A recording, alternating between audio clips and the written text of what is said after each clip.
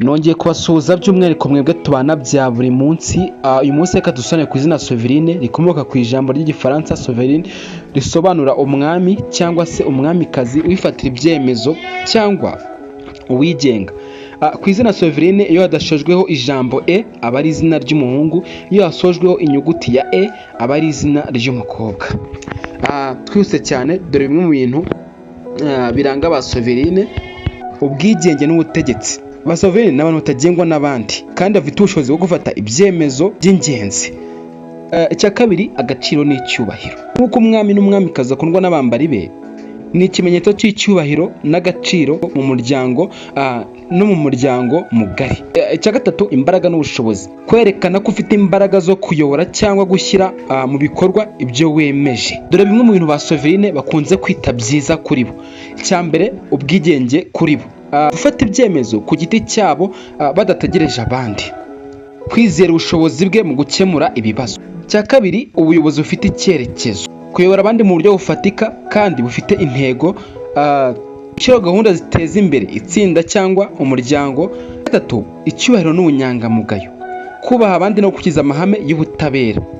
Gushyiraho icyerekezo no kubaka umubano mwiza n'abandi. Icya kane, imbaraga n'ubudahangarwa.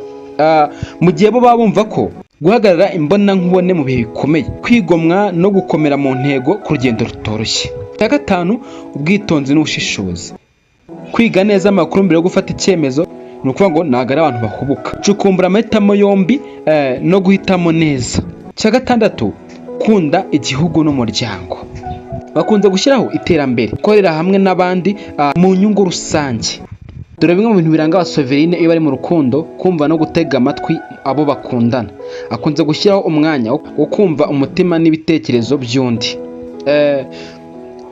Ukuvuga ngo ni wa muntu mukundana nyine akaguha umwanya, akagutega amatwi. Mu gihe uzi gukundana na Sovereign, ntugakubita agatoki cyangwa ngo umugire uwa kabiri, kuko iyo avuze uvuga nabi, bityo bigatuma ubibabariramo. Icya kabiri, gushyiraho umwanya w'ibiganiro by'ingenzi hagati y'urukundo rwanyu. Muganize ku byifuzo, ibibazo ndetse n'inzozi mufite ku rukundo. Mu gihe muri mu rukundo nawe, shyiraho umunsi w'urukundo buri cyumweru cyangwa buri kwezi. Icarana ahantu muganire ku kiganiro kigufi ku rukundo rwanyu. Icya gatatu, gufata ibyemezo by'icyumba cyangwa se byo mu buriri. Burya ba Sovereign bazi yuko icyiza cy'urukundo ari uko bagomba kuba bishimanye bombi kandi agatega amatwi uwo bakundana. Bityo bigatuma niyo mubwiye ko amukeneye by'umubiri, biba ngombwa yuko babikemura, kuko ngo ba Sovereign bazi yuko urukundo rukoresha icyo rushaka. Urumva abana. Icya kane, kuba inyangamugayo.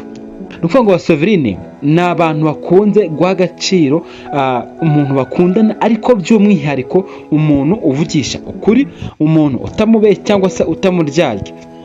Ntugatinye na rimwe kumubwira ikintu kikuri ku mutima, kubera yuko ariko iyo akivumburiye biba bibi kuri wowe. Icya gatanu, guteza imbere ubufatanye.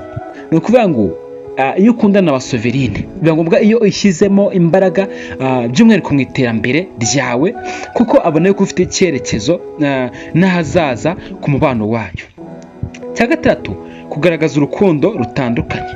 Kuvuga ngo ba Sovereign kubera ko ari abantu bakunze kugira amarangamutima, abantu benshi igihe biri ngombwa iyo muri mu rukundo, kuvuga ngo ni umuntu ushobora kugaragaza amarangamutima cyane kuri we mukundana, kugira ngo ubone itandukaniro ryawe n'abandi.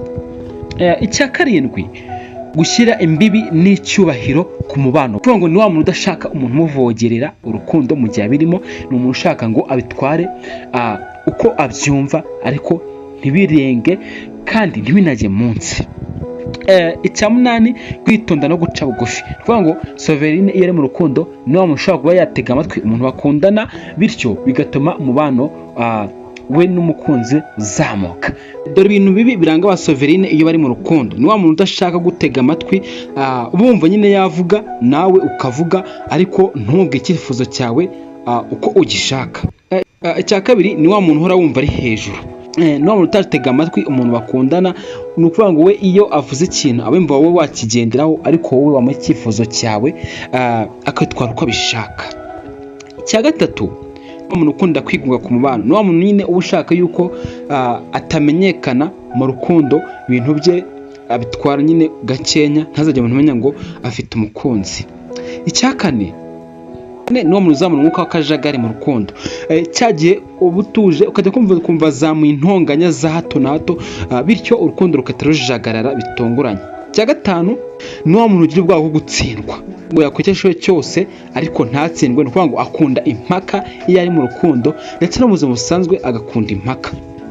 Icya gatandatu, kurambirwa cyangwa gusinzira ku byishimo ndetse no mu rukundo. Ni ukuvuga ngo ni wa muntu iyo muri mu rukundo ushiduka gutereranye, umaranye nawe igihe kirekire mu rukundo, bishobora gutuma wowe nawe mutandukana bitunguranye. Icya karindwi, cika intege mu buryo buboneye. Ni wa muntu wumva yuko niba mukoranye igihe kirekire nta ntego, nta gahunda mufitanye mu rukundo, bityo bigatuma akuburira amarangamutima. Icya munani, kuba umunyeshyaka ukabije. Ni wa muntu ushaka ko ibintu bishyamo imbaraga nyinshi. Ni ukuvuga ngo ni wa muntu nyine niba mukundanye aba yumva yuko mwakundana mugusha ku ntego yo kubana. Ibyo ni bimwe mu mbogamizi cyangwa se ibintu bibi biranga ba Soverine iyo bari mu rukundo. Kora subscribe.